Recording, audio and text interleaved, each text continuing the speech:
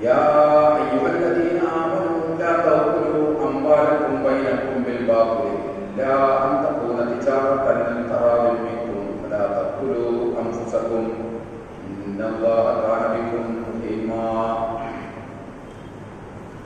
ومن يفعل ذلك عدوانا وظلما فسوف نصليه نارا وكان ذلك على الله يسيرا إن تجتنبوا كبائر ما تنهون عنه نكفر عنكم سيئاتكم وندخلكم مدخلا كريما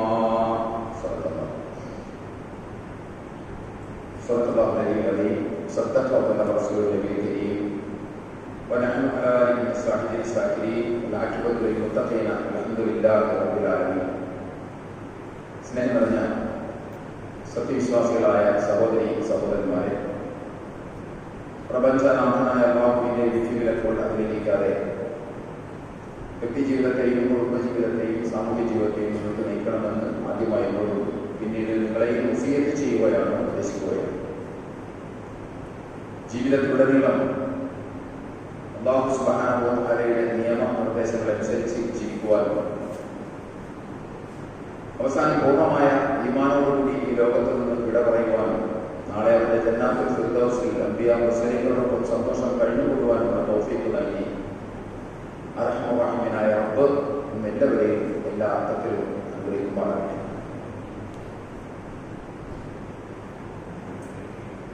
നമ്മൾ കഴിഞ്ഞ ഖുതുബയിൽ പറഞ്ഞു വെച്ചത് മുസ്ലിങ്ങളുടെ ഒരു കുറെ വ്യാമോഹങ്ങളെ കുറിച്ചാണ്. മുസ്ലിമായിരിക്കുമ്പോൾ തന്നെ ഒരു കുറെ തെറ്റായ ധാരണകളും ഒരു കുറെ വ്യാമോഹങ്ങളും നമ്മൾ വെച്ചു പുലർത്തുന്നുണ്ട്. ഇസ്ലാമിനെ കുറിച്ച്, അള്ളാഹുവിനെ കുറിച്ച്, അള്ളാഹുവിന്റെ പാപമോചനത്തെ സംബന്ധിച്ചൊക്കെ നമുക്കങ്ങനെയുണ്ട്. അതിൽ ചിലതാണ് നമ്മൾ കഴിഞ്ഞ ഖുതുബയിൽ സൂചിപ്പിച്ചത്. ഇപ്പോൾ നമ്മൾ സൂചിപ്പിക്കാൻ പോകുന്നത് സമ്പത്തുമായി ബന്ധപ്പെട്ട്, സാമ്പത്തിക കുറ്റകൃത്യവുമായി ബന്ധപ്പെട്ട്, അഥവാ ഫിനാൻഷ്യൽ ക്രൈം എന്ന് നമുക്ക് പറയാൻ പറ്റുന്ന സാമ്പത്തിക കുറ്റകൃത്യങ്ങളുമായി ബന്ധപ്പെട്ട് നമ്മളിൽ നിലനിൽക്കുന്ന ഒരു കുറെ വ്യാമോഹങ്ങളുണ്ട്. നമുക്കറിയാം, ഇസ്ലാമിനെ സംബന്ധിച്ചിടത്തോളം കാശുണ്ടാക്കുന്നതിന് ഒരുപാട് കണിശതയുള്ള ഒരു മതമാണ് ഇസ്ലാം. ലോകത്ത് ഇത്രയും കണിശതയുള്ള സമ്പത്തുണ്ടാക്കുന്നതിന്, കാശുണ്ടാക്കുന്നതിന്, പണമുണ്ടാക്കുന്നതിന് ഇത്രയും കണിശതയുള്ള ഒരു ദർശനം, ഒരു ഐഡിയോളജി ലോകത്ത് നമുക്ക് വേറെ കാണാൻ കഴിയില്ല. പ്രാർത്ഥനയുടെ ദൈവികമായ പ്രത്യുത്തരത്തിന് അന്നനാളത്തിലൂടെ ആമാശയത്തിലെത്തുന്ന അന്നത്തിന്റെ വിശുദ്ധി ഉപാധിയാക്കി വെച്ച ലോകത്തെ ഏക ദർശനമാണ് ഇസ്ലാം. അല്ലാഹുവിനെ തീർക്കുന്ന കൈക്ക് അല്ലെങ്കിൽ ആ പ്രാർത്ഥനക്ക് പ്രത്യുത്തരം ലഭിക്കണമെങ്കിൽ അന്നനാളത്തിലൂടെ ആമാശയത്തിലേക്ക് പോകുന്ന അന്നത്തിന് വിശുദ്ധി ഉണ്ടായിരിക്കണം. എങ്കിലാണ് പ്രാർത്ഥനയ്ക്ക് ഉത്തരം കിട്ടുകയുള്ളൂ.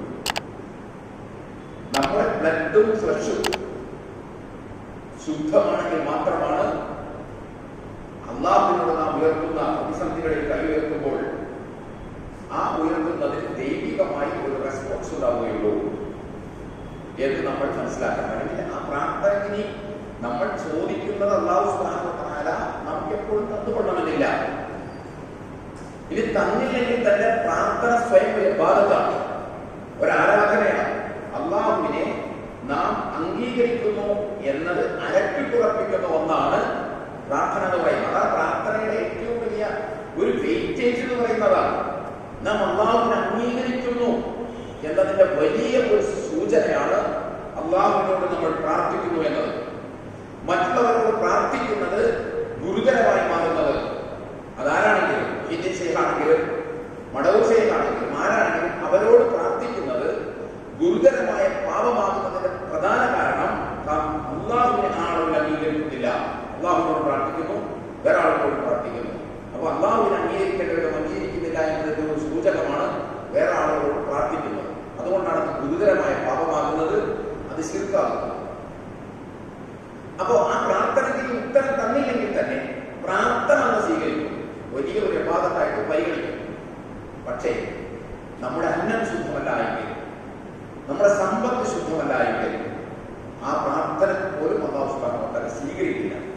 പ്രത്യുത്തരം നൽകുന്നത് പോയിട്ട് നമ്മുടെ നന്മയുടെ അക്കൗണ്ടിൽ ഇതൊരു പ്രാർത്ഥനയായി പോലും പരിഗണിക്കപ്പെടില്ല എന്ന് മനസ്സിലാക്കാം. അതാണ് ഞാൻ പറഞ്ഞത്.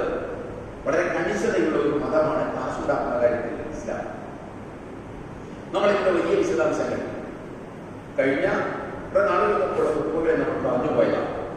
വളരെ ഗൗരവമായി വിശുദ്ധ ഖുർആനും പ്രവാചകൻ തിരുമേനി സ്വല്ലല്ലാഹു അലൈഹി വസല്ലമയുടെ വചനങ്ങളും സാമ്പത്തികമായ വിശുദ്ധി ഉണ്ടാക്കുന്നതിനെ കുറിച്ച് കാര്യഗൗരവത്തോടുകൂടി സംസാരിക്കുന്നതും അല്ലാഹു വിശുദ്ധ ഖുർആനിൽ ധാരാളമായി വാചാലമാക്കുന്നതും നമുക്ക് കാണാൻ സാധിക്കും.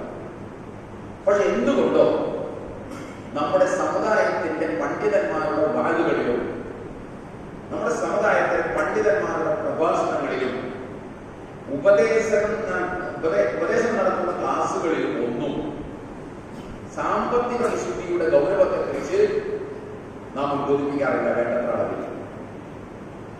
എന്നാൽ വിശുദ്ധ ഖുർആൻ വളരെ ഗൗരവത്തിൽ പറഞ്ഞ കാര്യമാണ്. എന്നിട്ട് പോലും നമ്മുടെ പ്രഭാഷണ വിഷയങ്ങളിലൊക്കെ വരാറില്ല. കാരണം എന്താണെന്ന് ചോദിച്ചാൽ അതത്ര ആർക്കും ഇഷ്ടപ്പെടുന്ന ഒരു കാര്യമാവില്ല, പറയാനും ആരും ഇഷ്ടപ്പെടില്ല. അത് കേൾക്കുന്നതും നമ്മളിൽ ആർക്കും അത്ര തൃപ്തിയല്ല. നമുക്ക് നമ്മളുമായി ബന്ധമില്ലാത്ത വെറുതെ കാര്യങ്ങൾ പറയുന്നതാണ് എപ്പോഴും നമുക്കിഷ്ടം. കാരണം നമ്മളുമായിട്ട് ബന്ധമില്ലല്ലോ.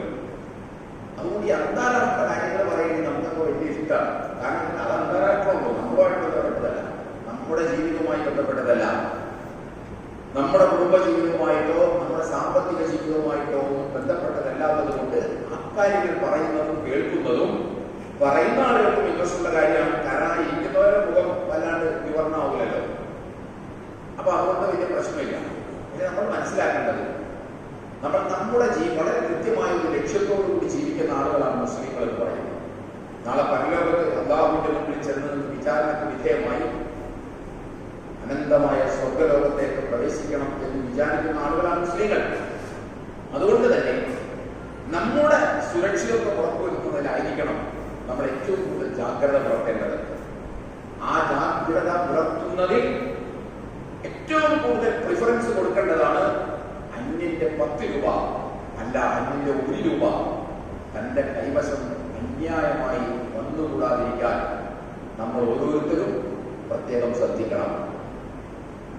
വിശുദ്ധ ഖുർആൻ അതിന്റെ 4-ാം അധ്യായം സ്ത്രീകൾ പെണ്ണുങ്ങൾ എന്ന തലക്കെട്ടിൽ 4-ാം അധ്യായത്തിൽ 29 മുതൽ 32 വരെയുള്ള ഒരു വചനത്തിൽ അല്ലാഹു സുബ്ഹാനഹു വ തആല സാമ്പത്തികമായി വിശുദ്ധി പ്രാപിക്കേണ്ടതിന്റെ ഗൗരവം വിശദീകരിക്കുന്നുണ്ട്. അത് സൂചിപ്പിക്കുന്നത് അല്ലാഹു സുബ്ഹാനഹു വ തആല പറഞ്ഞു. അതാണ് നമ്മൾ ആമുഖത്തിൽ ഓതി വെച്ചത്. യാ അയ്യുഹല്ലദീന ആമനു, സത്യവിശ്വാസികളെ എന്ന് വിളിച്ചുകൊണ്ടാണ് പറയുന്നത്. യാ അയ്യുഹല്ലദീന ആമനു ലാ തഅകുലു അംവാലക്കും ബൈനക്കും ബിൽ ബാത്തിൽ ഇല്ലാ അൻ തകൂന തിജാറതൻ തറാദു മിൻകും വലാ തഖ്തുലു അൻഫുസകും ഇന്നല്ലാഹ കാന ബിക്കും റഹീമാ വമൻ യഫഅൽ ദാലിക ഉദ്വാനൻ വദുൽമൻ ഫസൗഫ യുസ്ലിഹി നാറാ വകാന ദാലിക അലല്ലാഹി യസീറാ വഇൻ തജ്തനിബു കബായിറ മാ തുൻഹൗന അൻഹു യുകഫിറു അൻകും സയ്യിആതികും വയുദ്ഖിലുകും മുദ്ഖലൻ കരീമാ. നമ്മൾ എപ്പോഴും ഓർത്തിരിക്കേണ്ട ഒരു വചനമാണ്. സത്യവിശ്വാസികളെ ലാ തഅകുലു അംവാലക്കും ബൈനക്കും ബിൽ ബാത്തിൽ ഇല്ലാ അൻ തകൂന തിജാറതൻ തറാദു മിൻകും, പരസ്പര സമ്മതത്തോടുകൂടിയല്ലാതെ ഒരു ഇടപാടിലൂടെ നിങ്ങൾ അന്യന്റെ ധനം അന്യായമായി നിങ്ങളുടേതാക്കി വയ്ക്കരുത്. വിശ്വാസികളെ എന്ന് വിളിച്ചിട്ടാണ് അതാ പറയുന്നത്. പരസ്പര സമ്മതത്തോടുകൂടി മാത്രമാണ് നിങ്ങൾ മറ്റുള്ളവരുടെ കയ്യിലുള്ള പണം തങ്ങളുടേതാക്കാൻ പാടുള്ളൂ. ഇടപെടലുകളിലൂടെയാണെങ്കിലും അവന്റെ അനുവാദം, അവന്റെ സംതൃപ്തിയും അവന്റെ അറിവോടുകൂടി മാത്രമാണ് നിങ്ങൾ സമ്പത്ത് സമ്പാദിക്കാൻ പാടുള്ളൂ.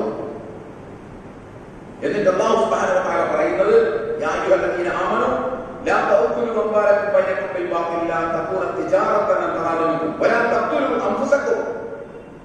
നിങ്ങൾ അങ്ങനെ ചെയ്യുന്നത് ആത്മനാശം ഉണ്ടാക്കുന്ന കാര്യമാണ്. അന്യന്റെ ധനം അവനറിയാതെ അവന്റെ തൃപ്തിയില്ലാതെ അനധികൃതമായി തന്റേതാക്കുക എന്ന് പറയുന്നത് തന്നെ തന്നെ സ്വയം നശിപ്പിക്കലാണ്, ആത്മനാശത്തിൽ അകപ്പെടുത്തലാണ് എന്ന് അല്ലാഹു സുബ്ഹാനഹു വ തആല പറയുന്നു. അപ്പൊ അത് പാടില്ല. മറ്റുള്ളത് ആത്മനാശത്തിൽ അടിപ്പെടുത്തുന്ന കാര്യമാണ്. അതുപോലെ തന്നെ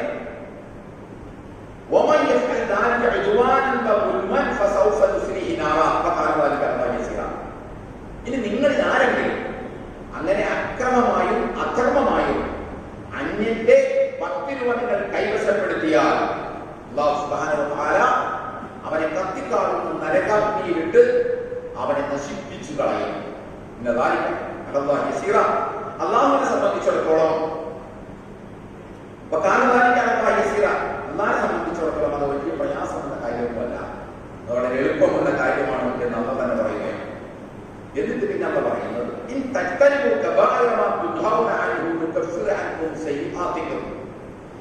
നിങ്ങൾ ഇത്തരത്തിലുള്ള അന്യന്റെ പണം തന്റേതാക്കുക എന്ന് പറയുന്ന കൊടിയ തെറ്റിൽ നിന്ന് നിങ്ങൾ മാറി നിന്നാൽ നിങ്ങൾ ജീവിതത്തിൽ സ്വാഭാവികമായി ചെയ്തു പോകുന്ന ചെറിയ ചെറിയ തെറ്റുകൾ ഞാൻ നിങ്ങൾക്ക് വിട്ടുവീഴ്ച ചെയ്ത് മാപ്പാക്കി തരുന്നു.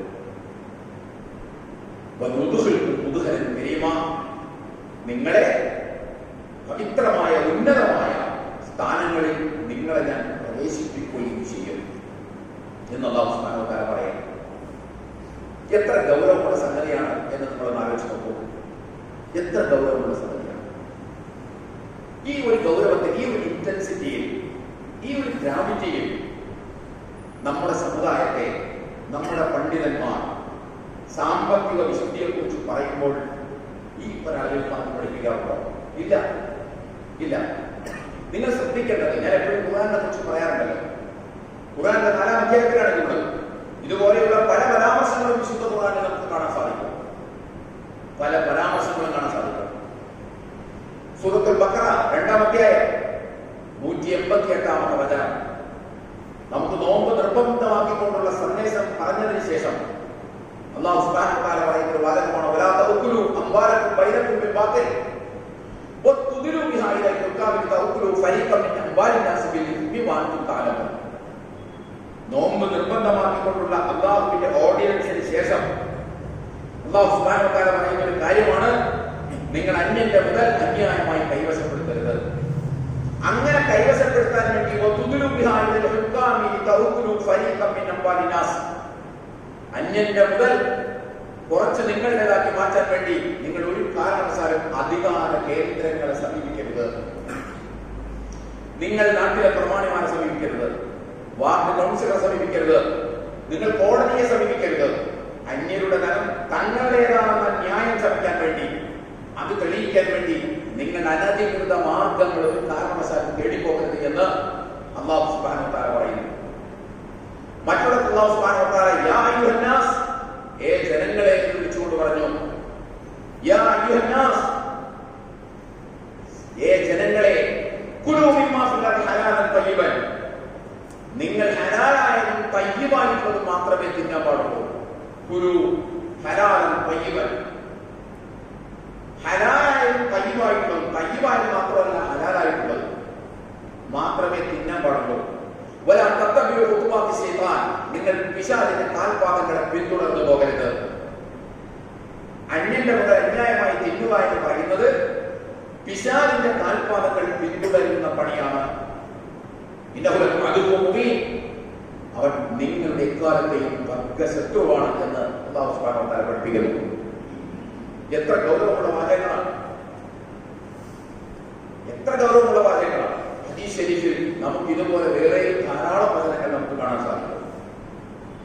മനിസ്തറ തൗബൻ ബിഅസ്റത്തി ദറാഹിമ ഫീ ദിർഹമുൻ ഹറാമുൻ ലൻ യഖ്ബലില്ലാഹു ലഹു സ്വലാത്തൻ മാദാമ അലൈഹി. ഒരാൾ മനിസ്തറ തൗബൻ ബിഅസ്റത്തി ദറാഹിമ, 10 ദിർഹം കൊടുത്ത് ഒരു വസ്ത്രം വാങ്ങി, ആ 10 ദിർഹമിൽ ഒരു ദിർഹം അയാൾ അനധികൃതമായി ഉണ്ടാക്കിയിട്ടുള്ളതാണ് എങ്കിൽ ആ വസ്ത്രം ധരിച്ച് നമസ്കരിക്കുന്നിടത്തോളം കാലം അയാളുടെ നമസ്കാരം അല്ലാഹു സുബ്ഹാനഹു വ തആല സ്വീകരിക്കില്ല എന്ന് ഇമാം അഹ്മദ് അദ്ദേഹത്തിന്റെ മുസ്നദിലും തൊബ്രാനിയിലും ഉദ്ധരിക്കുന്നത് നമുക്ക് കാണാൻ സാധിക്കും. ഇങ്ങനെ ധാരാളം ഒരു കാര്യം നിങ്ങൾ ശ്രദ്ധയിൽപ്പെടുത്താൻ ഞാൻ ഉദ്ദേശിക്കുന്നത്, ഞാൻ 4-ാം അധ്യായത്തിലെ 29 മുതൽ 32 വരെയുള്ള വചനങ്ങൾ നിങ്ങൾ കേൾപ്പിച്ചു. അതിന്റെ അർത്ഥം ഞാൻ പറഞ്ഞു. ഈ ഒരു പാറ്റേണിൽ വിശുദ്ധ ഖുർആനിൽ അല്ലാഹു സുബ്ഹാനഹു വ തആല വേറെ എവിടെയും സംസാരിക്കുന്നത് കാണാൻ നമുക്ക് സാധിക്കില്ല. എവിടെയും സംസാരിക്കുന്നത് കാണാൻ സാധിക്കില്ല. ഞാൻ അതിന്റെ ഒരു വശത്തിൽ പിന്നീട് വരാം. ഈ ഒരു ടോണിൽ നിങ്ങൾ ആത്മനാശം രേഖപ്പെടുത്തലാണ്, നിങ്ങളെ ഞാൻ നരകത്തിലിട്ട് കത്തി കരിച്ചു കളയും, അതല്ല നിങ്ങൾ ഇങ്ങനെ ചെയ്യുകയാണെങ്കിൽ നിങ്ങളുടെ ചെറിയ പാപങ്ങൾ ഞാൻ പുറത്തു തരാം, നിങ്ങളെ ഞാൻ ഉന്നത തസ്തികയിൽ കൊണ്ടുപോയി ഇരുത്താം എന്നൊക്കെ പറയുന്ന ഒരു പാറ്റേൺ ഉണ്ട്. ആ ഒരു പാറ്റേണിൽ അല്ലാഹു സുബ്ഹാനഹു വ തആല വിശുദ്ധ ഖുർആനിൽ ഒരു കാര്യത്തെ കുറിച്ച് സംസാരിക്കുന്നത് നമുക്ക് കാണാൻ സാധ്യമേയല്ല. പക്ഷേ നമ്മുടെ സമുദായം അതിനെക്കുറിച്ച് വേണ്ടത്ര ബോധവാന്മാരല്ല, നമ്മൾ ബോധ്യപ്പെടുത്തിയിട്ടില്ല എന്നതിനെക്കുറിച്ച് പറയാൻ പറ്റും. എന്തുകൊണ്ടാണ് ബോധ്യപ്പെടുത്താത്തത്? സമ്പത്തിനെ കുറിച്ചുള്ള നമുക്കുള്ള ചില വ്യാമോഹങ്ങളുണ്ട്. അതിൽ ഒന്നാമത്തെ വ്യാമോഹം എന്താണെന്ന് ചോദിച്ചാൽ, അനധികൃതമായിട്ട് നമ്മൾ പണം ഉണ്ടാക്കും. കച്ചവടം ചെയ്തോ, തട്ടിച്ചോ, റിയൽ എസ്റ്റേറ്റ് ബിസിനസ്സിലൂടെയോ, കരാറിൽ ഇരിച്ചോ ഒക്കെ നമ്മൾ പണം ഉണ്ടാക്കും. പണം ഉണ്ടാക്കിയതിനു ശേഷം നമ്മൾ നയിക്കുന്ന ഒരു വ്യാമോഹമുണ്ട്. അതെന്താണെന്നറിയാമോ? ഞാൻ വേറെ ഒരു തെറ്റും ചെയ്യുന്നില്ലല്ലോ, ഇത് മാത്രമല്ലേ ചെയ്യുന്നുള്ളൂ. ഇവിടെ ആളുകൾ എന്തെല്ലാം തെറ്റ് ചെയ്യുന്നു, ഞാൻ അതൊന്നും ചെയ്യുന്നില്ല, ഞാൻ ഇത് മാത്രമല്ലേ ചെയ്യുന്നുള്ളൂ, അതല്ല പുറത്തു തരും എന്ന ഒരു വ്യാമോഹം നമ്മെ നയിക്കുന്നു. ഞാൻ വേറെ തെറ്റ് ചെയ്യുന്നില്ല, വ്യഭിചരിക്കുന്നില്ല, മദ്യപിക്കുന്നില്ല, അന്യത കക്കാൻ കട്ടിപ്പറിക്കാൻ ഞാൻ പോയിട്ടില്ല, ഞാൻ കൃത്യമായിട്ട് അതുപോലുള്ള കാര്യങ്ങളൊക്കെ ചെയ്യുന്നുണ്ട്, അതുകൊണ്ട് ഇത് അല്ലാഹു സുബ്ഹാനഹു വ തആല പുറത്തു തരും എന്ന് നമ്മൾ വ്യാമോഹിക്കുന്നു. രണ്ടാമത്തെ വ്യാമോഹം എന്താണെന്ന് ചോദിച്ചാൽ, ഞാൻ കൃത്യമായി അനുഷ്ഠാന കർമ്മങ്ങളൊക്കെ നിർവഹിക്കുന്ന ആളാണല്ലോ, ഞാൻ ഹജ്ജ് ചെയ്തിട്ടുണ്ട്, ഞാൻ നമസ്കാരം കൃത്യമായി നിർവഹിക്കുന്നുണ്ട്, ഞാൻ സുന്നത്ത് നമസ്കാരങ്ങൾ കൃത്യമായി നിർവഹിക്കുന്നുണ്ട്, ഇതൊക്കെ കൃത്യമായി ഞാൻ നിർവഹിക്കുന്നുണ്ട്, വേണമെങ്കിൽ തഹജ്ജുദ് ഞാൻ നമസ്കരിക്കുന്നുണ്ട്, ഒന്നിലേറെ ഞാൻ ചെയ്തിട്ടുണ്ട്. ഇത് മാത്രത്തിന്റെ പേരിൽ നമ്മുടെ നരകത്തിൽ വരും ഇല്ല, അതില്ല പുറത്തു വരും എന്ന് നമ്മളിങ്ങനെ വിചാരിക്കണം, പുറത്തു വരും. ഇതാണ് രണ്ടാമത്തെ വ്യാമോഹം. മൂന്നാമത്തെ വ്യാമോഹം എന്താണെന്ന് ചോദിച്ചാൽ, ഈ ഉണ്ടാക്കിയ പണത്തിൽ നിന്ന് കുറച്ചു പൈസ പള്ളിക്ക് കൊടുത്താൽ ഞാൻ രക്ഷപ്പെടും എന്ന ഒരു വ്യാമോഹം. കുറച്ചു പൈസ നല്ല കാര്യത്തിന് ചെലവഴിച്ചാൽ ഇതുണ്ടാക്കിയ പാപഭാരം അതിനകത്ത് അരിഞ്ഞില്ലാതായി പോകും എന്ന് നമ്മൾ വിചാരിക്കുന്നു. കുറച്ചു പൈസ പള്ളിയിലെ മുസ്ലിയാനിക്ക് കൈമടക്കായിട്ട് കൂടി കൊടുക്കുകയാണെങ്കിൽ പിന്നെ പ്രശ്നം മൊത്തം തീർന്നു എന്ന വിചാരമാണ് നമ്മൾ നയിക്കുന്നത്. ഉണ്ടാക്കിയ പണം തെറ്റായ മാർഗത്തിലൂടെയാണെങ്കിൽ ആ പണത്തിൽ നിന്ന് കുറച്ച് പണം പള്ളിക്ക് ബിൽഡിംഗ് പണിയാൻ വേണ്ടി കൊടുത്താൽ, മുസ്ലിയാനിക്ക് കൈമടക്കായിട്ട് കൊടുത്താൽ, ഒരു പെണ്ണിനെ കെട്ടിക്കാൻ കൊടുത്താൽ, അല്ലെങ്കിൽ ഏതെങ്കിലും നന്മയുടെ മാർഗത്തിൽ ചെലവഴിച്ചാൽ, ഞാൻ ഉണ്ടാക്കിയ ആനന്ദിക മാർഗം എന്ന് പറയുന്ന ആ പാപഭാരത്തിൽ നിന്ന് എനിക്ക് മോചനം നേടാൻ കഴിയും എന്ന് വിചാരിക്കുന്ന ആളുകൾ നമ്മുടെ സമൂഹത്തിലുണ്ട്. ഒരുപക്ഷെ നിങ്ങളുണ്ടാവില്ലായിരിക്കാം, നമ്മുടെ സമൂഹത്തിലുണ്ട്. അതൊരു വ്യാമോഹമാണ്. ഈ പറഞ്ഞതൊക്കെ ഒരു വ്യാമോഹമാണ്. നമ്മൾ മനസ്സിലാക്കേണ്ടത്, ഈ വ്യാമോഹം കൊണ്ടൊന്നും ഒരു കാര്യമില്ല. നിങ്ങൾ 1 കോടി രൂപ ഉണ്ടാക്കിയതിന് ശേഷം അതിനകത്ത് 99,99,999 രൂപയും നിങ്ങൾ നന്മയുടെ മാർഗത്തിൽ ചെലവഴിച്ചാൽ അല്ലാഹു സുബ്ഹാനഹു വ തആല അത് സ്വീകരിക്കുന്ന പ്രശ്നമേ ഇല്ല. അതല്ല സ്വീകരിക്കില്ല. ഇന്നല്ലാഹ തയ്യിബുൻ, അല്ലാഹു പരിശുദ്ധനാണ്. ലാ യഖ്ബലു ഇല്ല തയ്യിബ, പരിശുദ്ധമായതല്ലാതെ അല്ലാഹു സ്വീകരിക്കില്ല. നമ്മുടെ എല്ലാം അല്ലാഹു സ്വീകരിക്കണം. നിസ്കാരം മാത്രം പോരാ, നമ്മുടെ നോമ്പ് മാത്രം പോരാ, നമ്മുടെ ഹജ്ജ് മാത്രം പോരാ. നമ്മൾ വിചാരിച്ചു വെച്ചിരിക്കുന്നത് ഈ സ്വീകരിക്കുക എന്നൊക്കെ പറയുമ്പോൾ അത് നിസ്കാരം സ്വീകരിക്കണം, നോമ്പ് സ്വീകരിക്കണം, ഹജ്ജ് സ്വീകരിക്കണം. അല്ല, ഒരു വാഴക്കുല വീട്ടിൽ നിന്ന് വെട്ടി മാർക്കറ്റിൽ കൊണ്ടുപോയി വിറ്റാൽ പോലും അല്ലാഹു സുബ്ഹാനഹു വ തആല ആ കച്ചവടം സ്വീകരിക്കണം, അല്ലാഹു കബൂലാക്കണം. അതാണ് ഇസ്ലാമിന്റെ തത്വം, അതാണ് ഇസ്ലാം. അത് അല്ലാഹു കബൂലാക്കണം.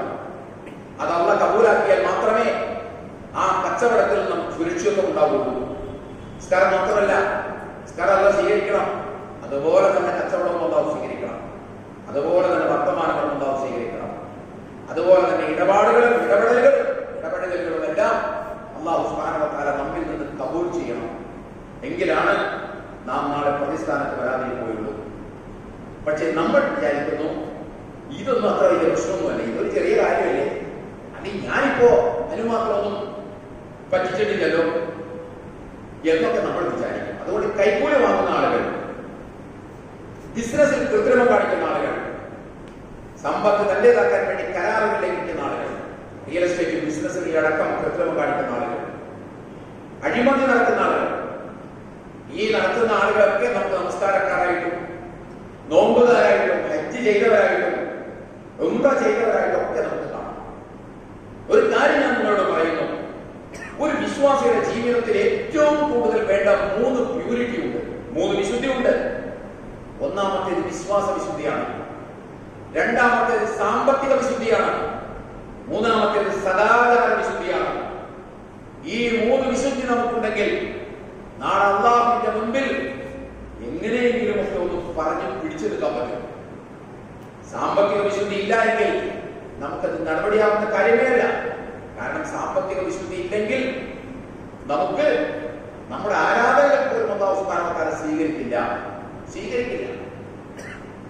ഈ വ്യാമോഹം നമ്മൾ മാറ്റിവെക്കണം. ഇതെന്തുകൊണ്ടാണ് നമ്മൾ ഗൗരവമായി കാണാത്തത്? ഗൗരവമായി കാണാത്തതിന് പല കാരണങ്ങളുണ്ട്. ഈ വ്യാമോഹങ്ങളൊക്കെ നമ്മൾ കൊണ്ടു നടക്കുന്നതിന് പല കാരണങ്ങളുണ്ട്. അതിൽ പ്രധാനപ്പെട്ട ഒരു കാര്യം, നമ്മുടെ പണ്ഡിതന്മാർ ആദ്യത്തിൽ പറഞ്ഞതുപോലെ ആ വിഷയത്തിലുള്ള ഒരു ഇന്റൻസിറ്റി ഉണ്ടല്ലോ, തീവ്രത. ആ തീവ്രതയിൽ നമ്മൾ സമുദായത്തെ പഠിപ്പിക്കുന്നില്ല. അതാണ് ഒന്നാമത്തെ കാരണം.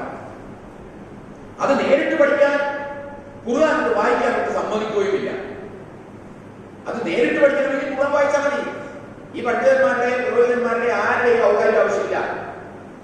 സമ്പത്ത് എത്രമാത്രം ഗൗരവത്തോടു കൂടിയാണ് അള്ളാഹ് നോക്കിക്കാണുന്നത് എന്ന് അറിയണമെങ്കിൽ നിങ്ങൾ ഖുർആൻ ഒന്ന് വായിച്ചാൽ മതി.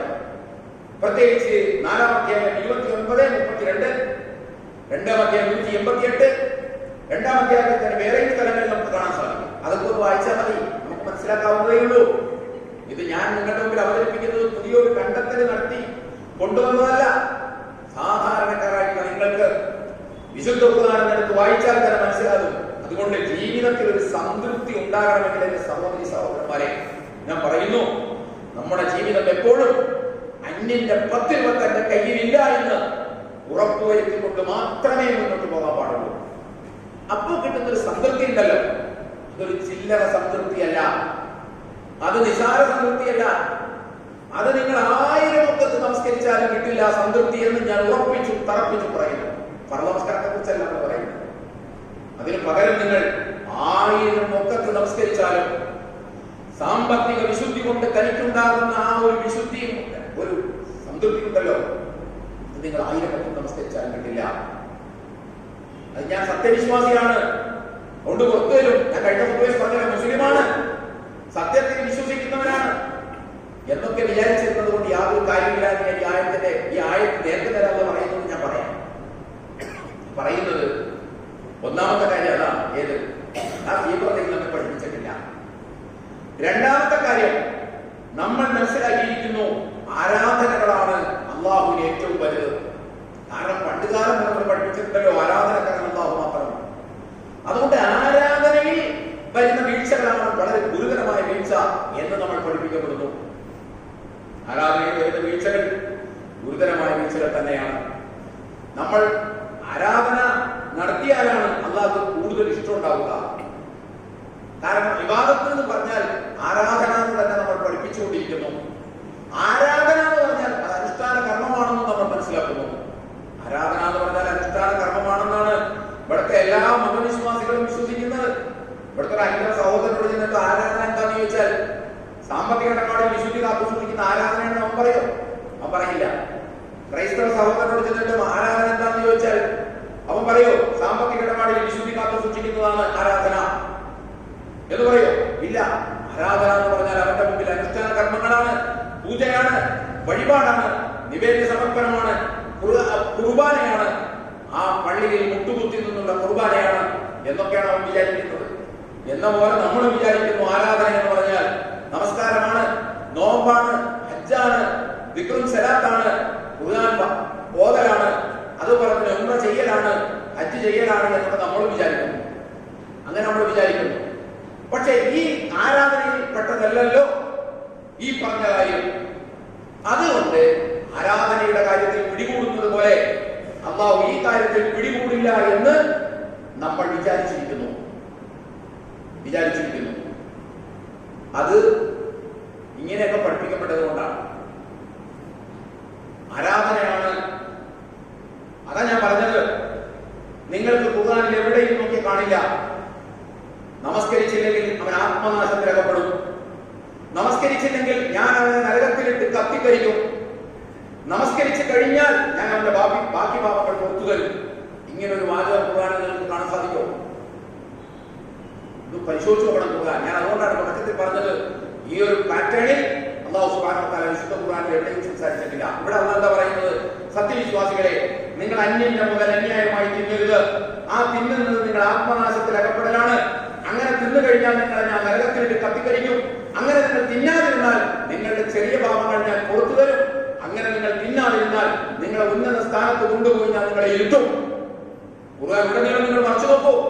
നിസ്കാരത്തെ കുറിച്ച് അല്ലാഹു സുബ്ഹാനഹു വ തആല പറയുന്നുണ്ടോ? ഇത് നോമ്പിനെ കുറിച്ച് അല്ലാഹു സുബ്ഹാനഹു വ തആല ഇങ്ങനെ പറയുന്നുണ്ടോ? ഹജ്ജിനെ കുറിച്ച് നിങ്ങൾ എവിടെയെങ്കിലും കണ്ടിട്ടുണ്ടോ? ഞാൻ നിങ്ങളുടെ മുഴുവൻ പാപങ്ങൾ പുറത്തു തരും. നിങ്ങളുടെ എല്ലാ നിങ്ങൾ ഈ ഹജ്ജ് മര്യാദ ചെയ്തു കഴിഞ്ഞാൽ നിങ്ങൾക്ക് പിന്നെ ഞാൻ നിങ്ങളെ ഉന്നത സ്ഥാനത്ത് കൊണ്ടുപോയിരിക്കും. ചെയ്യാതിരുന്നാൽ ആത്മനാശത്തിൽ അകപ്പെടും. നിങ്ങൾ ചെയ്യാതിരുന്നാൽ നിങ്ങളെ കത്തിക്കാണുന്ന നരകാഗ്നിയിലിട്ട് ഞാൻ കത്തിക്കരിച്ച് കളയും. എന്റെ ഹജ്ജിനെ കുറിച്ച് എന്താ പറയുന്നുണ്ടോ? നോമ്പിനെ കുറിച്ച് എന്താ പറയുന്നുണ്ടോ? അതുപോലെ തന്നെ പിന്നെ നമസ്കാരത്തെ കുറിച്ച് എന്താ പറയുന്നുണ്ടോ? ഇല്ല, ഇല്ല. എന്തുകൊണ്ടില്ല? നമ്മൾ പഠിക്കേണ്ടതാണ്. അത് പലപ്പോഴും നമ്മൾ പറഞ്ഞിട്ടുള്ളതാണ്. ഇതിനെക്കുറിച്ചൊന്നും പറയുന്നത് കാണാൻ എന്ന് പറഞ്ഞാൽ അതിനർത്ഥം സ്കിരിച്ചിട്ടും കുഴപ്പമില്ല, നോമ്പൊടിച്ചിട്ടുണ്ടെങ്കിലും കുഴപ്പമില്ല, ഹജ്ജ് ചെയ്തിട്ടുണ്ടെങ്കിലും കുഴപ്പമില്ല എന്നൊന്നുമല്ല. അങ്ങനെയൊന്നും ആരും മനസ്സിലാക്കിക്കൊണ്ട് പോകരുത്.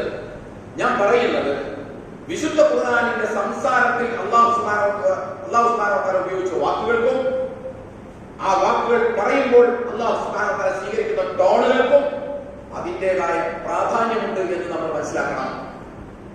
നിങ്ങൾ നോമ്പ് പിടിച്ചില്ലെങ്കിൽ ഞാൻ കത്തിക്കാളുന്ന നരകാഗ്നിയിലിട്ട് നിങ്ങളെ ഞാൻ കരിച്ചു കളയും എന്ന് ഖുർആനിൽ ഒരിടത്തുമില്ല. നിങ്ങൾ കൃത്യമായി നോമ്പ് പിടിച്ചാൽ ഞാൻ നിങ്ങളുടെ മറ്റു പാപങ്ങൾ പുറത്തു തരും. ഖുർആനിൽ എവിടെയുമില്ല, ഖുർആനിൽ എവിടെയുമില്ല. നിങ്ങളെ ഞാൻ നോമ്പ് പിടിച്ചാൽ നിങ്ങളെ ഞാൻ ഉന്നതമായ സ്ഥലത്ത് കൊണ്ടുപോയി ഇരുത്തും. ഖുർആനിൽ എവിടെയുമില്ല. എന്നാൽ അല്ലാഹു സുബ്ഹാനഹു വ തആല പറയുന്നു, അന്യന്റെ മുതൽ നിങ്ങൾ അന്യായമായി തിന്നരുത്. തിന്നുക എന്ന് പറയുന്നത് നിങ്ങൾ നിങ്ങളെ സ്വയം അപകടപ്പെടുത്തലാണ്. നിങ്ങൾ തിന്നാതിരുന്നാൽ, തിന്നു കഴിഞ്ഞാൽ നിങ്ങളെ ഞാൻ കത്തിക്കാളുന്ന നരകാഗ്നിയിലിട്ട് കരിച്ചുകളയും. തിന്നാതിരുന്നാൽ നിങ്ങളുടെ പാപങ്ങൾ ഞാൻ പുറത്തു തരും. ചെറിയ പാപങ്ങൾ പുറത്തു തരും. കാരണം ഇത് വലിയ പാപമാണ്, ഇത് വലിയ പാപമാണ്, പുറത്തു തരും. തിന്നാതിരുന്നാൽ ഉന്നതമായ ഒരു തലത്തിൽ നിങ്ങളെ ഞാൻ കൊണ്ടുപോയി നാളെ പരലോകത്ത് സ്വർഗത്തിൽ ഇരുത്തും. ഇങ്ങനെയൊക്കെ സംസാരിക്കുന്നത് എന്തിനെ കുറിച്ചാണ്? സാമ്പത്തിക വിശുദ്ധിയെ കുറിച്ചാണ്. അതാ ഞാൻ പറഞ്ഞത്, ഇതിന്റെ ഒരു ഗ്രാവിറ്റിയിൽ ഇത് നമ്മൾ പഠിപ്പിക്കാറില്ല. ഇത് പഠിപ്പിച്ചാൽ ഈ സമുദായത്തിലെ ആളുകൾക്ക് അതിനെ കുറിച്ചൊരു ബോധം ഉണ്ടാകും. ആ ബോധം ഉണ്ടായി അത് ക്ലിയർ ആക്കുമ്പോഴാണ് അയാളുടെ ആരാധനകൾ അല്ലാഹു സുബ്ഹാനഹു വ തആല സ്വീകരിക്കുള്ളൂ. അല്ലെങ്കിൽ ആരാധനയെ കൂടി അപകടത്തിലാകും. ഇതിന്റെ ഗൗരവം നമ്മൾ മനസ്സിലാക്കണം. അതുപോലെ തന്നെ നമ്മൾ മറ്റൊരു വ്യാമോഹമാണ് സർക്കാരിനെ പറ്റിച്ചാൽ കുഴപ്പമില്ല, അഴിമതി, അതാണല്ലോ, അഴിമതി നടത്തിയാൽ കുഴപ്പമില്ല എന്ന് നമ്മൾ വിചാരിക്കുന്നു. അതുകൊണ്ടാണ് ഈ അഴിമതിയൊക്കെ നടത്തുന്ന ആളുകൾക്ക് എപ്പോഴും മുമ്പർക്ക് പോകാൻ സമയമുള്ളൂ. കാരണം അവരുടെ വിചാരം എന്താണെന്ന് ചോദിച്ചാൽ അവിടെ ചെന്നാൽ ഓഫ് ചെയ്താൽ ഈ അഴിമതിയൊക്കെ അവിടെ പരിഹരിക്കപ്പെട്ടോളും എന്നാണ്. കാരണം അങ്ങനെയൊക്കെ ചിന്തിപ്പിക്കാൻ പറ്റുന്ന ചില ക്ലാസ്സുകളും ചില വർത്തമാനങ്ങളും ഒക്കെ നമ്മുടെ ഉത്തരവാദിത്തപ്പെട്ട ആളുകളുടെ ഭാഗത്തു നിന്ന് വരുന്നത് കൊണ്ട് എന്തെങ്കിലും കാത്തിരിക്കുന്ന ആളുകൾ അതൊക്കെയാണ് കാത്തിരിക്കുന്നത്. ചെയ്യാവുന്ന പണി മുഴുവൻ ചെയ്തതിന് ശേഷം അവസാനം ഒരു ഹജ്ജും പിന്നെ ഒരു ഉംറയും കൂടി ചെയ്തു കഴിഞ്ഞാൽ എല്ലാം ശരിയാകും എന്ന് നമ്മുടെ സമുദായം മനസ്സിലാക്കിയിരിക്കുന്നു. അതൊരു വ്യാമോഹമാണ്, അതൊരു ഡിലൂഷനാണ്.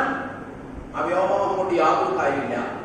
അതുകൊണ്ട് സർക്കാരിന്റെ പണം അനധികൃതമായി കൈക്കലാക്കി അത് വലിയ പ്രശ്നമാവില്ല. ഞാൻ വ്യക്തിയുടെ ആരെയും കക്കാനൊന്നും പോയിട്ടില്ലല്ലോ, കട്ടിട്ടില്ലോ, മോഷ്ടിച്ചിട്ടില്ലല്ലോ എന്ന് വിചാരിച്ച് നമ്മൾ ആരും സമാധാനിച്ചിരിക്കേണ്ടതില്ല. പിന്നെ നമ്മുടെ കൂട്ടത്തിൽ വേറെ ചില വില്ലന്മാരുണ്ട്. അവരുടെ വിചാരം എന്താണെന്ന് ചോദിച്ചാൽ മുസ്ലിങ്ങളല്ലാത്തവരെ അന്യ സമുദായങ്ങളാണ് ഇതൊക്കെ കാണിച്ചാൽ വലിയ പ്രശ്നമില്ല എന്ന് വിചാരിക്കുന്ന ആളുകളുണ്ട്. അവൻ അന്യ സമുദായത്തിലുള്ള ആളാണ്, അല്ലെങ്കിൽ അവൻ നമ്മുടെ ഭാഷയിൽ പറഞ്ഞ കാഫെന്ന് വിശേഷിപ്പിക്കപ്പെടുന്ന ആളാണ്, നേരെ ചൊവ്വേ ശിർക്കൊക്കെ ചെയ്യുന്ന ആളാണ് എന്നൊക്കെ നമ്മൾ വിചാരിക്കുന്നു. അങ്ങനെയൊന്നുമില്ല. ശിർക്ക് ഇതുമായിട്ടൊന്നും ബന്ധമൊന്നുമില്ല. ശിർക്ക് ചെയ്യുന്നതിനെ പറ്റിക്കാൻ പാടില്ല. ആ മുസ്ലിം സഹോദരനെ പറ്റിച്ചാൽ ഇദ്ദേഹം തന്നെയാണ് ഗൗരവം. നമ്മളത് മനസ്സിലാക്കണം. മുസ്ലിങ്ങളല്ലാത്ത സഹോദരന്മാരെയും സഹോദരിമാരെയും നമ്മൾ സാമ്പത്തികമായി പറ്റിച്ചാലും പറ്റിക്കുക എന്ന് പറയുന്ന ആ ഒരു ക്വാളിറ്റി, ആ ഒരു പ്രശ്നം വിശ്വാസിക്ക് ഉണ്ടാവാൻ പാടില്ല. അതാണ്, അല്ലാതെ അത് ആരുടേതാണ് പറ്റിക്കുന്നത് എന്നതല്ല പ്രശ്നം. അല്ലാഹു സുബ്ഹാനഹു വ തആല അവന്റെ വേദത്തിൽ 5-ാം അധ്യായം 8-ാം സൂക്തത്തിൽ പറഞ്ഞില്ലേ, യാ അയ്യുഹല്ലദീന ആമനൂ കൂനു ഖവ്വാമീന ലില്ലാഹി ശുഹദാ ബിൽ ഖിസ്ത് വലാ യജ്രിമന്നകും ശനാഅൻ ഖൗമിൻ അലാ അല്ലാ തഅദിലു യഅദിലു ഹുവ അഖ്റബു ലിത്തഖ്വ. ഒരു ജനവിഭാഗത്തോടുള്ള വിരോധം, ആശയപരമായ വിയോജിപ്പ്, അവരോട് നീതി കാണിക്കുന്നതിന് നിങ്ങൾക്ക് തടസ്സമായി വരരുത്, അവരോട് അനീതി നിങ്ങൾ കാണിക്കരുത് എന്ന് പറയുമ്പോൾ അവനെ പറ്റിക്കാൻ തന്നെ നമ്മൾ മനസ്സിലാക്കുക. അവനെ സാമ്പത്തികമായിട്ട് അവനെ ചൂഷണം ചെയ്യാൻ നമ്മൾ തന്നെ മനസ്സിലാക്കിയത്. അതുപോലെ വിശുദ്ധ ഖുർആനിലെ 60-ാം അധ്യായം സൂറത്തുൽ മുംതഹിനയിലെ 8-ാം സൂക്തത്തിൽ അല്ലാഹു സുബ്ഹാനഹു വ തആല പറയുന്നു, നിങ്ങളുടെ മതത്തിന്റെ പേരിൽ നിങ്ങളോട് യുദ്ധം ചെയ്യാതിരിക്കുകയും നിങ്ങളുടെ സ്വന്തം വീടുകളിൽ നാട്ടിൽ പുറത്താക്കാതിരിക്കുകയും ചെയ്യുന്ന ആളുകൾ, അവർ ഹിന്ദുവാകട്ടെ, ക്രിസ്ത്യാനിയാകട്ടെ, ജൂതനാകട്ടെ, അതാരുമാകട്ടെ, അവരാരായാലും ശരി, അവരോട് നിങ്ങൾ മാന്യമായി പെരുമാറുന്നതിന് അള്ളാഹ്ക്ക് യാതൊരു വിരോധവുമില്ല. അള്ളാഹ്ക്ക് പ്രശ്നമുള്ളത് നിങ്ങളുടെ മതത്തിന്റെ പേരിൽ നിങ്ങളോട് യുദ്ധം ചെയ്യുകയും നിങ്ങളുടെ വീടുകളിൽ നിന്ന് നിങ്ങൾ ആട്ടിപ്പുറത്താക്കാൻ ശ്രമിക്കുകയും ചെയ്യുന്നവരോട് നിങ്ങൾ എന്ത് ചെയ്യരുത്, നിങ്ങൾ സൗഹൃദബന്ധം സ്ഥാപിക്കരുത്. അവർ നിങ്ങളുടെ ശത്രുക്കളാണ്, അവരോട് നിങ്ങൾ ഇപ്പടി ചെയ്യരുത് എന്നും. അതേസമയം അതൊന്നും ചെയ്യാത്ത സമാധാന അന്തരീക്ഷത്തിൽ കഴിയുന്ന, സ്നേഹത്തോടെയും സൗഹാർദ്ദത്തോടെയും സാമർത്ഥ്യത്തോടെയും കഴിയുന്ന അമുസ്ലിം സഹോദരന്മാരോട് നമ്മൾ ഒരു കാരണവശാലും അവരോട് ഈ പറഞ്ഞ കാര്യങ്ങളൊന്നും ചെയ്യരുത്. തട്ടിപ്പോയോ അവരെ പറ്റിപ്പോയോ ഒന്നും നമ്മൾ ചെയ്യാൻ പാടില്ല. അല്ലാഹു സുബ്ഹാനഹു വ തആല പറയുന്നു, അവരോട് നീതി പാലിക്കണം. തട്ടിക്കുക, ചതിക്കുക, വഞ്ചിക്കുക എന്ന് പറയുന്ന അനീതിയാണ്, അതവരോട് ചെയ്യരുത്. അല്ലാഹു അത്തരം നീതിമാന്മാരെയാണ് ഇഷ്ടപ്പെടുക എന്ന് പരസ്പരം പറയുന്നു. അപ്പൊ ഇതിനുള്ള വ്യാപകമായിട്ട് നമ്മൾ നടക്കരുത്. കാരണം നമ്മെ സംബന്ധിച്ചിടത്തോളം ഞാൻ തുടക്കത്തിൽ പറഞ്ഞു, വളരെ കൃത്യമായ ഒരു വിചാരണയ്ക്ക് വിധേയമായതിനു ശേഷം അനന്ത ലോകമായ സ്വർഗീയ ആരാമത്തിൽ കഴിഞ്ഞുകൂടാൻ ആഗ്രഹിക്കുന്ന ആളുകളാണ് നമ്മൾ. അതുകൊണ്ട് നമ്മൾ എപ്പോഴും ഉറപ്പുവരുത്തേണ്ടത്, നമ്മൾ അന്യന്റെ 10 രൂപ നമ്മുടെ കയ്യിൽ വരാതിരിക്കാൻ നോക്കണം. ഒറ്റ കാര്യം കൂടി ഞാൻ പറയുന്നു, ആരാധനാ കർമ്മങ്ങളുടെ കാര്യത്തിൽ എത്ര നീക്കുപോക്കുള്ളതെന്ന് നിങ്ങൾക്കറിയാമോ? ഏതൊക്കെ അളവിലുള്ള നീക്കുപോക്കാണുള്ളത്? ഒരൊറ്റ നമസ്കാരത്തിന്റെ കാര്യത്തിൽ മാത്രം മദ്ഹബിന്റെ പണ്ഡിതന്മാരുടെ എത്ര വ്യത്യാസങ്ങളാണുള്ളത്? എത്ര വ്യത്യാസങ്ങളാണുള്ളത്? ഒരാൾ ബിസ്മി പതുക്കോന്ന് പറയുന്നു, വേറൊരാൾ പറയുന്നു പതുക്കോന്ന് ശരിയാവില്ല എന്ന് പറയുന്നു, വേറൊരാൾ പറയുന്നു ഇമാമും മൗമും വാദ്യോദയ നിസ്കാരം ശരിയാവുമെന്ന് പറയുന്നു, വേറെ ലോകത്തെ ഏറ്റവും കൂടുതൽ ആളുകളുടെ ഇമാമ് പറയുന്നു അത് വേണ്ട, ഇമാമ് മാത്രം ഓതിയാൽ മതി, പുറകിൽ നിൽക്കുന്ന ആളുകൾ വാദ്യ തന്നെ ഓതേണ്ടതില്ല, പതുക്കെ ഓതുന്ന കാര്യത്തിൽ മാത്രം വാദ്യ ഓതിയാൽ മതി, ചിലർ പതുക്കെ ഓതുന്ന കാര്യത്തിൽ ഇമാമും വാദ്യ ഓതേണ്ടതില്ല എന്ന് പറയുന്നു, ചിലർ പറയുന്നു കുറുത്ത് ഓതണമെന്ന് പറയുന്നു, ഇമാം ഷാഫി പറയുന്നു ഓതണ്ട, ഇമാം ഷാഫി പറയുന്നു ഓതണമെന്ന് പറയുന്നു, ഇമാം അബൂ ഹനീഫ പറയുന്നു ഓതണ്ട എന്ന് പറയുന്നു, അതുകൊണ്ട് അവർ ഓതാറില്ല. ഇങ്ങനെയൊക്കെ ആയിട്ടും നമ്മൾ ആരെങ്കിലും ഒരു നീക്കുപോക്കിൽ നിന്നിട്ടുണ്ടോ? സുബൈക്ക് കുന്നു തോന്നുന്ന ആൾ ഏതെങ്കിലും ഒരു ദിവസം അല്പം ധൃതിയും കൊണ്ട് കുന്നു തോന്നണ്ടാന്ന് തീരുമാനിച്ചിട്ടുണ്ടോ? ഈ വ്യാമോഹത്തിൽ നമ്മൾ അകപ്പെടാത്തത് എന്ത്? നമ്മൾ അകപ്പെടാത്തത് എന്താ? നമ്മൾ അകപ്പെടാത്തത് ആരാധനയുമായി ബന്ധപ്പെട്ട ഒറ്റ കാര്യത്തിൽ നമ്മൾ വ്യാമോഹത്തിൽ അകപ്പെടില്ല. അതെന്തുകൊണ്ടാണെന്ന് ചോദിച്ചാൽ ആരാധനയാണ് അല്ലാഹുവിന് ഏറ്റവും വലുത് എന്ന് കുഞ്ഞുനാൾ മുതൽ നമ്മൾ പഠിപ്പിക്കപ്പെട്ടിരിക്കുന്നു. ആരാധന എന്ന് പറഞ്ഞാൽ അനുഷ്ഠാന കർമ്മങ്ങൾ, ഇതാണ് അള്ളാഹ്ക്ക് ഏറ്റവും കൂടുതൽ ഇഷ്ടവും. അള്ളാഹിനെ ഇങ്ങനെ പൂജിച്ച് അള്ളാഹിനെ ഇങ്ങനെ തൃപ്തിപ്പെടുത്താമെന്ന് അത് ഇസ്ലാമുമായി ബന്ധമില്ലാത്ത ഒരു വിചാരവും പിന്നെ വ്യാമോഹവുമാണ്. ഇത് നമ്മൾ അതിനെക്കുറിച്ച് വിചാരിക്കാത്തത്. നമ്മൾ വിചാരിക്കുന്നുണ്ടോ? അങ്ങനെ ഒരു വിചാരമില്ല നമുക്ക്. നിസ്കാരത്തിനിടയിൽ ഒരു സുജൂദ് വേണ്ട എന്നുള്ള വ്യാമോഹം അതല്ല പുറത്തേക്ക് നമ്മൾ എപ്പോഴും വിചാരിക്കാറുണ്ടോ? വിചാരിക്കാറില്ലല്ലോ. എന്നാൽ നാല് മദ്ഹബിന്റെ ഇമാമുകളെ നമ്മൾ എടുത്താൽ എത്രയോ അഭിപ്രായ വ്യത്യാസങ്ങളാണ് നമസ്കാരത്തിന്റെ കാര്യത്തിൽ. ഒരുപാട് നീക്കുപോക്ക് നമസ്കാരത്തിന്റെ കാര്യത്തിലുണ്ട്, ഒരുപാട് നീക്കുപോക്കുണ്ട്.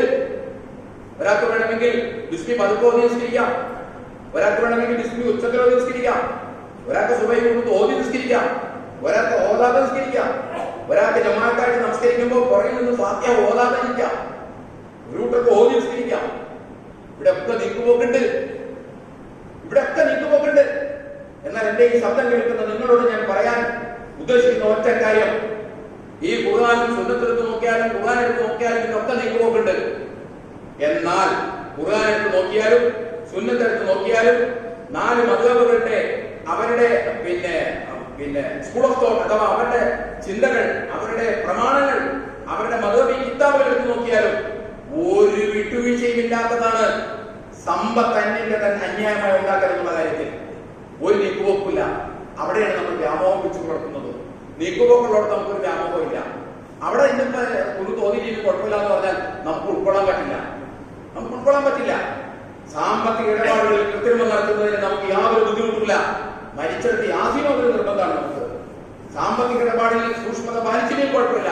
മരിച്ചെടുത്ത് യാസീൻ പോയിട്ട് ദ്വാ പോലും ഞാൻ ചെയ്യില്ല എന്ന നിർബന്ധം നമുക്കുള്ളത്. ഈ നിർബന്ധമൊക്കെ മാറ്റിവെച്ച് ഇസ്ലാമിന്റെ ഒരു പ്രയോറിറ്റി ഉണ്ട്, ഒരു മുൻഗണനാക്രമമുണ്ട് ജീവിതത്തിൽ. അതാണ് നമ്മൾ അവലംബിക്കേണ്ടത്. അത് പഠിക്കണം. അത് ആ ഇസ്ലാമാണ് നമ്മൾ പഠിക്കേണ്ടത്. ആ ഇസ്ലാമിനെ കൈവെച്ചുകൊണ്ട് അനാവശ്യമായ കാര്യങ്ങളിൽ നമ്മൾ കടുപിടുത്തം പിടിക്കുന്നതിന് പകരം പിടിക്കേണ്ടിടത്ത് നമ്മൾ കടുപിടുത്തം പിടിക്കണം. ഒരു അഭിപ്രായ വ്യത്യാസമൊന്നുമില്ലല്ലോ മദ്ഹബിന്റെ ഇമാം. ഫാത്തിഹ ബിസ്മി ഓതി വഴി ആവാം, ഓതാതെ ആവാന്ന് പറയുന്ന ഒരു ഇമാമും പറയണില്ല. 10 രൂപക്ക് മുകളിൽ പറ്റിച്ചാലാണ് പ്രശ്നമുള്ളൂ, 100 രൂപക്ക് മുകളിൽ പറ്റിച്ചാലാണ് പ്രശ്നമുള്ളൂ, 1000 രൂപക്ക് മുകളിൽ പറ്റിച്ചാലാണ് പ്രശ്നമുള്ളൂ. ഇങ്ങനൊരു അഭിപ്രായ വ്യത്യാസം മദ്ഹബിന്റെ ഇമാമുകളുടെ ഇടയിൽ ഇല്ലല്ലോ. അവരെല്ലാവരും പറയുന്ന ഒരു കാര്യമുണ്ട്, ഒരു നയാ പൈസയും പറ്റിക്കാൻ പാടില്ല. അതേസമയം ഏറ്റവും വലിയ ആരാധന എന്ന് പറയുന്ന നമസ്കാരം എടുത്തു നോക്കൂ. ഒരു ഇമാമ ഒരു കാര്യം പറയും, മറ്റേ മാമ വേറൊരു കാര്യം പറയും, ഈ മാമ വേറൊരു കാര്യം പറയും, ആ മാമ മറ്റൊരു കാര്യം പറയും.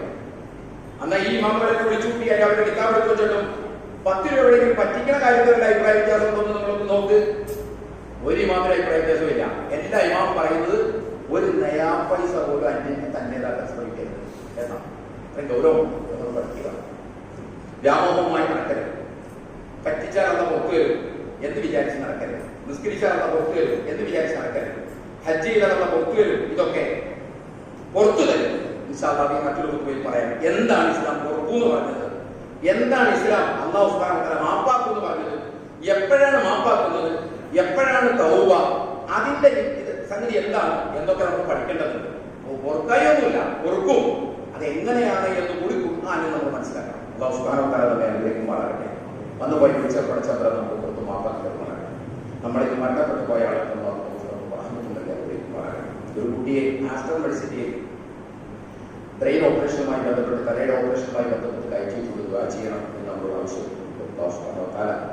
ആ കുട്ടിക്ക് ആശ്വാസം നൽകുമാറാകട്ടെ. ആ കുട്ടിയുടെ ഓപ്പറേഷൻ വിജയകരണം കൊടുക്കുമാറാകട്ടെ. ആ കുട്ടിയുടെ സുഖത്തിൽ, മാരകമായ സുഖത്തിൽ ലബലാദികളുള്ള കുട്ടിയുടെ മാതാപിതാക്കൾ ആശ്വാസം നൽകുമാറാകട്ടെ. നമ്മുടെ തൊട്ടടുത്ത ആശുപത്രി രോഗികളായി കഴിയുന്ന ആളുകൾ ആശ്വാസം നൽകുമാറാകട്ടെ. هذا أستغفر الله لي ولكم جميع المسلمين والمؤمنين أجمعين. أستغفر الله.